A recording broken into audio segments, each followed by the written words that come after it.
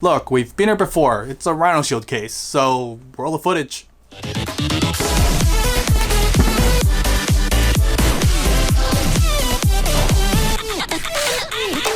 So, let's check it out. Back at it again, this time with fancier options. Of course, you still have that black on black on black option, my go-to choice because I'm boring and all. They've got a light walnut accented in a white frame, this freaky deaky soft and sleeky microfiber option, so soft, like a bosom. Darker wood option for the discreet look, obviously a carbon fiber so you can act all tough, but really you're all talk.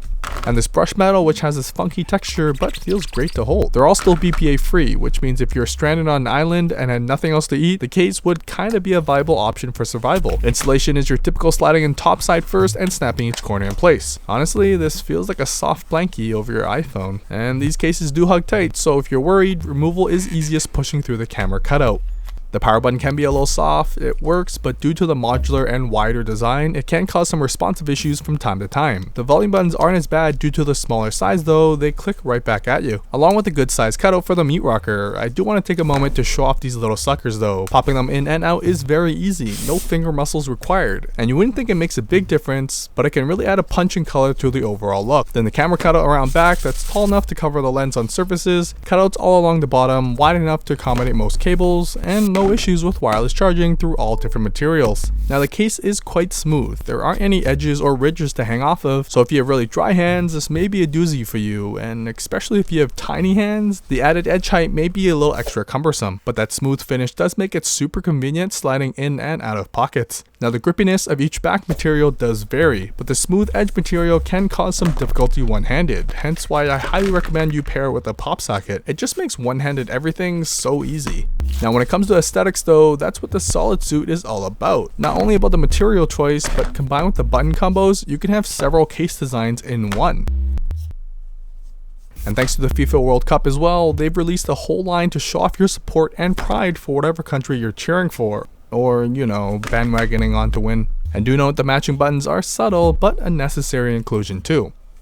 Leave a comment down below for who you're cheering for. Then there's their custom designs. I've got my special ones here, but they've got pages and pages of designs to choose from, and their print jobs are some of the best I've tested yet. They're detailed and it hasn't scratched off any of my cases yet. Basically, between the premium backings, the customizable colors, and the custom back designs, there's a design out there for everyone. Finally, its last trick, it also accommodates their lens adapter. This metal mount sticks right inside the case's camera cutout. Don't worry, it's foam lined on the inside so it won't scratch up your iPhone. The mount is a screw-in design to accommodate any of their current 4 lens choices, like my favorite, the HD wide angle lens or the wide and macro bundle lens. And the benefit of that screw-in mount, once installed, it ain't going anywhere. Now combined with that pop socket I mentioned earlier, it makes taking selfies or vlogging so much easier and safer because safety is always first. As an example, here's the wide plus macro lens. You can kind of see how much more you can capture around you. Try and avoid getting too close to someone's face or else their nose might seem bigger than usual. But this is compared to a regular shot. Like this, at the same kind of arm's length, it's a tighter shot and you lose the ability to kind of see what's around you. So that's where the wide angle lens comes in handy. Using the macro, you can get some pretty cool close-up shots as well. This is carbon fiber. Ooh. Otherwise, you could always go with the fisheye lens for some pretty cool action moves. That was weird. Now here's what you're really here for, protection. Starting with a thick lip around the screen, that added edge height isn't for nothing, helping keep your screen clear of any surfaces. Then we've got that trusty shock spread technology, this hexagon pattern lined all around the inside of the case and along the edges. Trust me when I say it can take a beating, just simply based on all my past RhinoShield reviews. But of course the screen still needs some love, and their impact screw protector has never let me down yet. And if you still don't believe me, it's the one film I trust doing this too.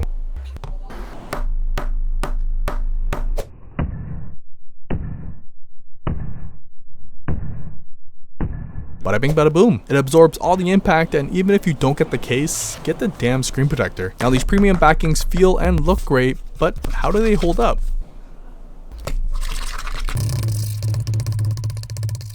Against my key tests, not too well, but manageable as long as it doesn't share room with your keys. But if you're going for something on the tougher side, carbon fiber handles it like a champ. Just use common sense, wood is wood and will scratch up. So let's get to the real test now.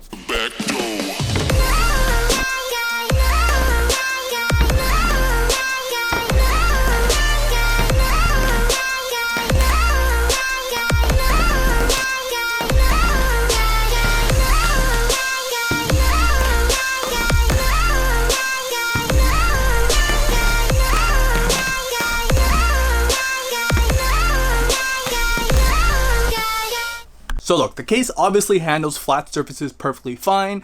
The screen protector combined with the case is a pretty killer combo. So the real test is when we take it outside and drop it on those irregular concrete kind of rocky surfaces.